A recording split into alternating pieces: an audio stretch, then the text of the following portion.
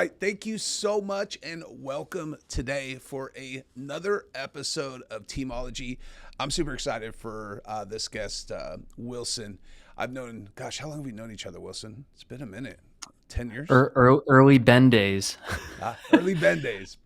Early or Ben yeah, days. or Napa trip. That Yeah. has to be like 18, 17, somewhere around there, or even earlier. I don't remember. Yeah, absolutely. So Wilson has an incredible team in the Bay Area. And Wilson, actually share with us a little bit about you, your team composition, your um, production, and all those things, if you wouldn't mind for a second.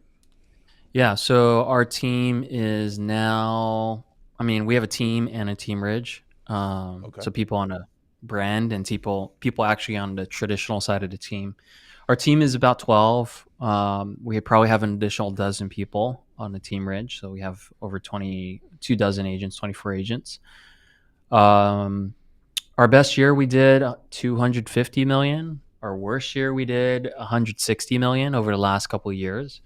Okay. The Bay Some big Area real numbers. estate market did contract probably 40% at its lowest point from 21, 22 to 23, 24. So probably move with the market as well.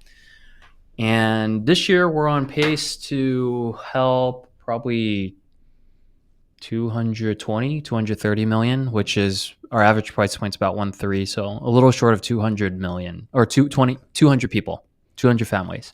Love that. So good, dude. Good for you guys. Congrats on that. So, Thank you. yeah. Take me back. Take us back, actually. How did your team get started? Like, what was the vision when you first started? Yeah, I had no vision when I That's started. like most of us too. Probably like most agents. Right. Hey, I'm in this business and let's see if I could make it work. Yeah. Um, Prior to the team, which was probably my first 4 or 5 years of my career, I was very lost. Obviously, as an individual agent, you do everything. So, in some ways, that was beneficial because I knew how not to do things if I did it wrong. And I also learned what was not my skill set and my expertise. But as we started building the team, obviously, shout out to Ben Kinney, who has helped me in my business and my life a lot during my real estate journey. And I took a lot of the principles that he taught in those early day recruit select conferences that he held Mm-hmm. and trusted the process. Hired an administrative assistant first and eventually agents, and kind of just really grew from there. Um, the TLDR of those classes is incrementally removing yourself from the business based on the dollar per hour. Hopefully, it's also coincides with what you're really good at or what you're willing to do. Yeah. And the other is if you're hiring, it's either for luxury or for leverage. Because if you want to take time, that's totally fine. But realize that you're paying someone else, right, to do certain aspects of the business, and if you don't work, your business probably won't grow to Yeah. the extent that you still have a responsibility, no matter how big you get. Yeah. Yeah. It's so smart. So smart. Such good comments. The leverage in luxury, I think about that all the time. And are we taking this leverage and turning it into luxury, or actually utilizing it to build the business? It just depends on yourself and what you're looking to do. So tell me, like, what do you think, based on what you've achieved? Because you have some massive numbers. I mean, those are incredible numbers. What do you think has been the biggest driver of your growth so far? What would that look like? I would say a never ending desire to be better, which influences my desire for more knowledge Mm, and my desire to not sit still. I think many people, depending on what stage you are in life, usually during your early phases of your youth or as a teenager or young adult, when you can't be still, it's perceived as a negative thing. But there are definitely strengths in small business and in business in general because it does take creativity. It does take thinking outside the box, not fitting within a box or confines that are, I was close to saying artificially built, but real life, Mm, the corporate life is a fit for some people. It is a box though, right? yeah, It is working within a machine, within a company that was designed by someone else. And I would say the luxury of our business and also the curse is to design it the way that you want to, sure. surround yourself with the people you want to, create the business that you can dream of, hopefully, um, and live your best life based on how you perceive it should be. But you do have to work hard at it. You do have to dream, right? No one's going to offer you the blueprint. Um, as for some people, that might be a good fit. Yeah, For example, you can work at Google locally. You can work at Meta. You can work at OpenAI, and those pay packages are incredible. And if you're lucky enough to be one of their employees, that is a viable option. sure. Um, which is probably a complete opposite of real estate, which is working for yourself. Yeah. Yeah, and it's everybody has a bit of a different what works for them, and I think one of the most challenging pieces is differentiating that, especially like even just from a perspective of I think me and you have been in this entrepreneurial journey for a while, but even newer agents who come in is like, okay, well, we're no longer in our 8 to 5s, 9 to 5s, and it's definitely good for some. I'd probably off myself if I was in a desk for every day, all day doing the same thing. So it wouldn't work for me. What do you think? You have a very unique culture. I dig your culture. I love your culture. You guys are awesome. What do you think makes that team culture unique? How do you keep it strong as you continue to grow? What's those strategies look like? I would say that um, you will reach a point in your business, hopefully, most people will, where you're very happy with your production or your income or your results that you're getting. And that is completely fine. Um, However, when you do reach that point, I think a lot of people would also coast or take it easy or be content and let standards go, those same standards that got you where you are today. Um, I'll give you a really good example that many people could relate to is when you're preparing to run a marathon.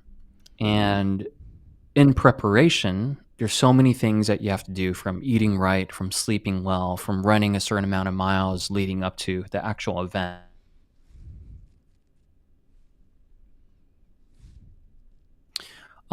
I do think it gets to a point where once you finish that marathon and you've accomplished that goal, you've reached it, you might not train as hard as you used to. And it's worthy, but it's not satisfying long term. Where that's why if you constantly challenge yourself to be better, regardless of your income and where you get to in your business, you will maintain standards that are important to you.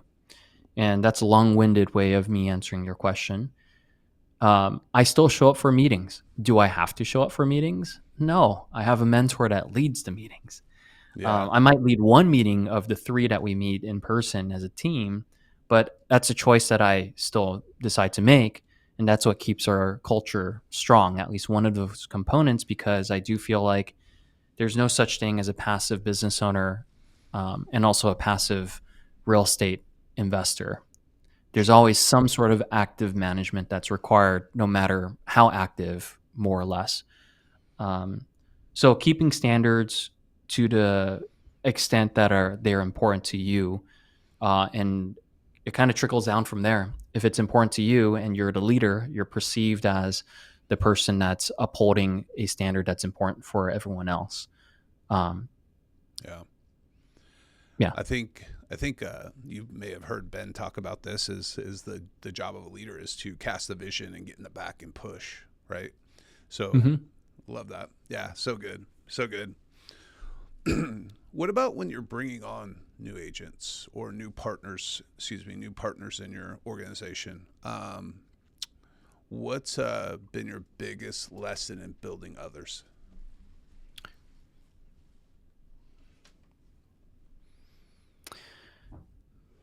It's understanding. It sounds a little off, but it's understanding nature. And I truly believe in the 80/20. Just because you went through a vetting process that's very thorough doesn't always guarantee that you're going to find a top producer to join your team. Whether it's a cultural or not fit, behavioral or not fit, someone that's willing to work hard in this phase of their life or not, they have the skills or they don't. They're willing to learn it or they're not. Vetting has an important place. I think it's important to go through a process to find the right people to work with you or to spend time with. But at the same time, you cannot control the circumstances and their efforts. Where that's why it is a numbers game, where if you find 10 people, two of them are really going to succeed. Maybe your hit rate is three, 30, Mm-hmm. 70. But there's always going to be an 80/20 in every aspect of everything that we do from the clients we work. Some are easier, some are more difficult. Yeah. Um, and with that said, as long as you build a systematic way to onboard them, that is what you can control. But you cannot control whether they plug in and fit well with your environment or they follow through on their own obligations. And then the second part of this is I learned this from Gary and Ben. Gary and Ben chooses to spend time with the people that choose to stay with them.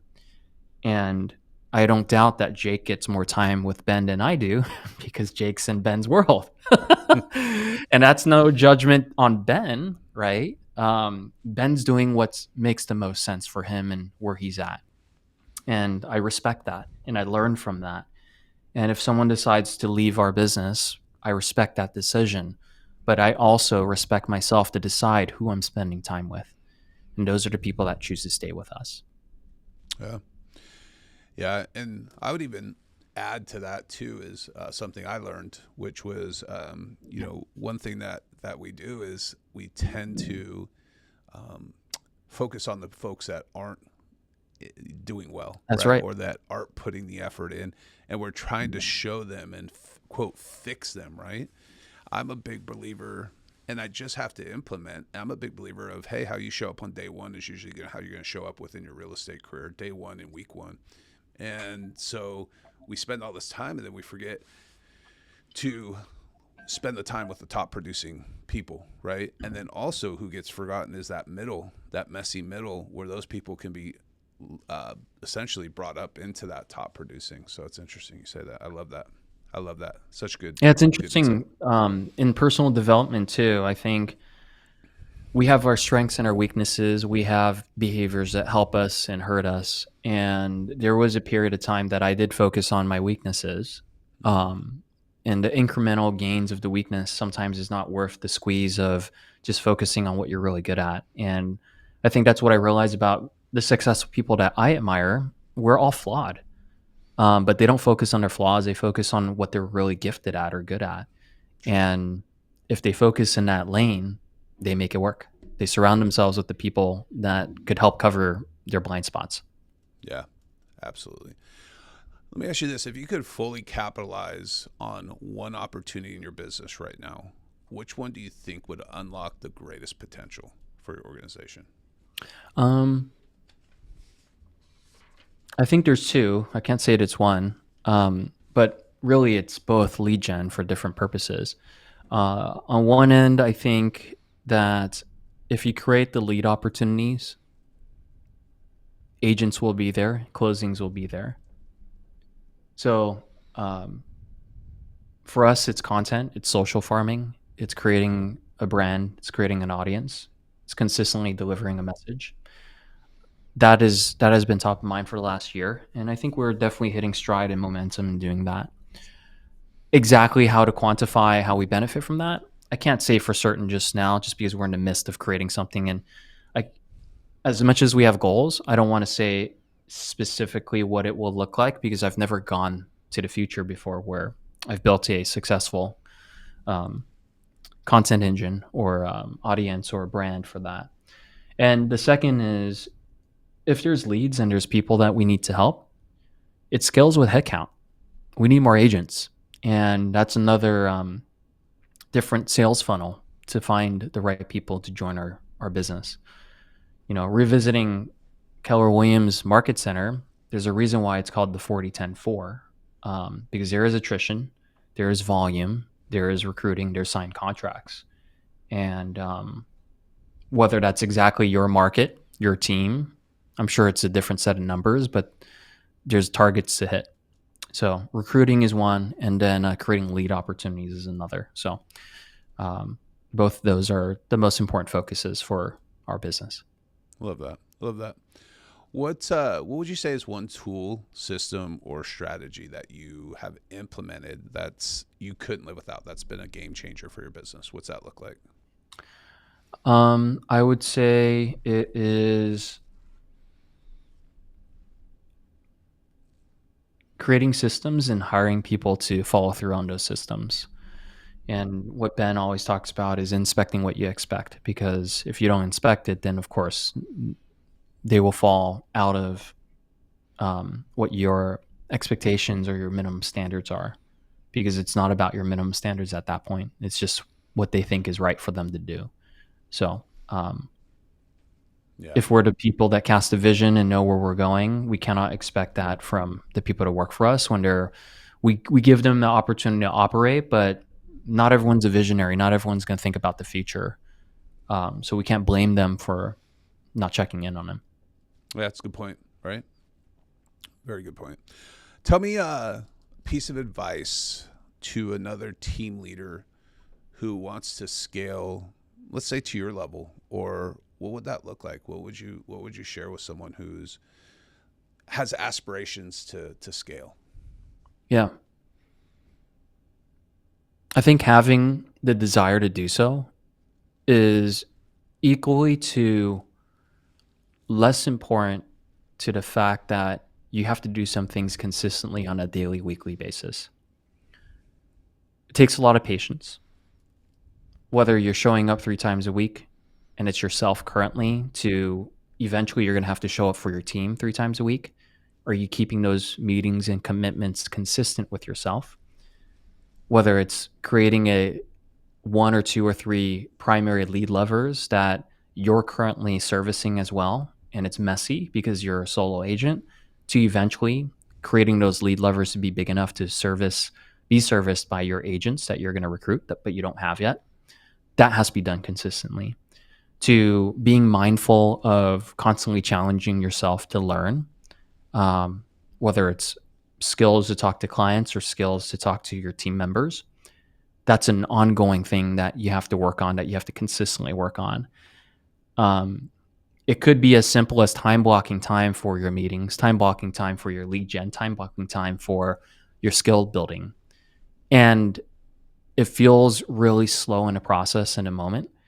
But if you challenge yourself to keep to those commitments, eventually you have 2, 3, 5, 10 people that just show up to your meetings, because high achievers or people that want more with their lives are not going to take necessarily the solo route and focus on the money alone.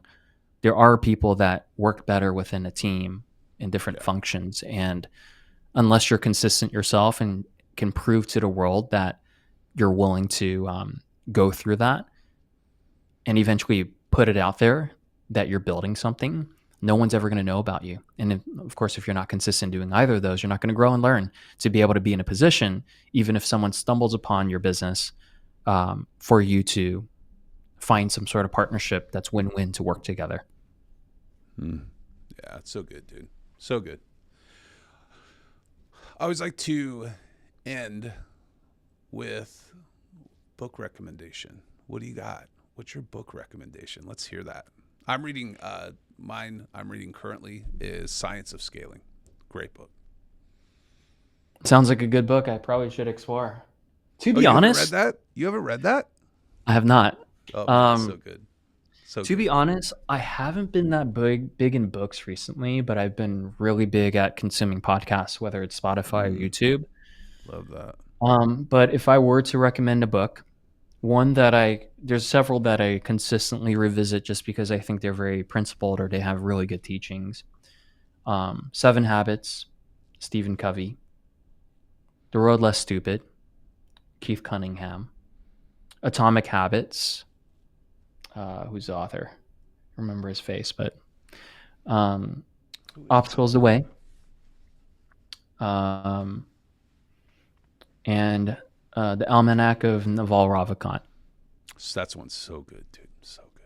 Yeah, it's great to revisit. I mean, the whole book is free online, and he's been releasing some short and mid-size podcasts recently. So Awesome. he's a great thinker, someone that I look up to as advice.